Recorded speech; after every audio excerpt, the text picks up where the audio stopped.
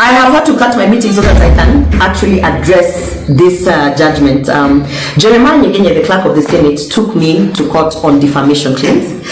And in fact, this was the funny thing. The matter was brought to Parliament through him, because he's the one that pushed behind the scenes that it was brought to Parliament when I was absent. They discussed it in my absence. I responded when I was in New York through a video. He took the video, and that is the video that he took to say that he was defamed. Now, my claims are still on the table. I've written an official letter to Parliamentary Service Commission, to the chair of Parliamentary Service Commission, Mr. Wetangula, the Speaker of the National Assembly. They ignored my letter. I have complained within the powers that be in Senate, including to the Speaker.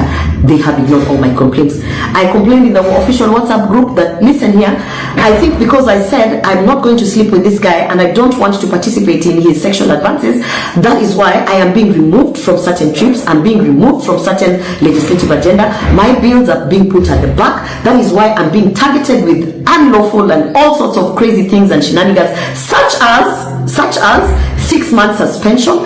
That is why also, as you can see, they forced me to put in an apology, which Jeremiah Nyegenye, through that committee that prepared, added his name. And remember when I was telling you people that this guy is going to use this thing in court, he went and used it in court as a submission.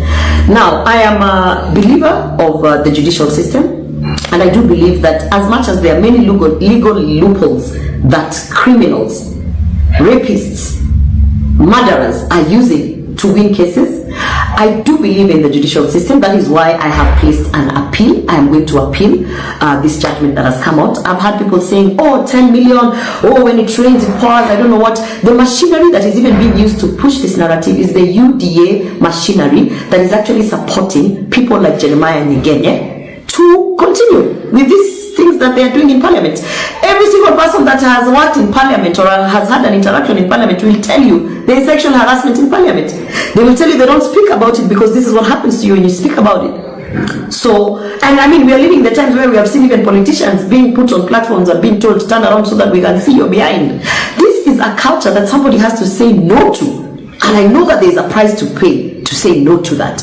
And I'm willing and ready and capable to pay the price, because I was raised as a person who does not exchange sexual favors for whatever. That is not how my father raised me.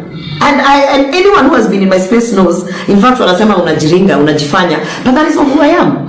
And there are many girls and many women who are finding themselves in compromising situations. You saw how Sabina Chege, actually a woman of her stature and her age, she just succumbed to turning around to show her behind.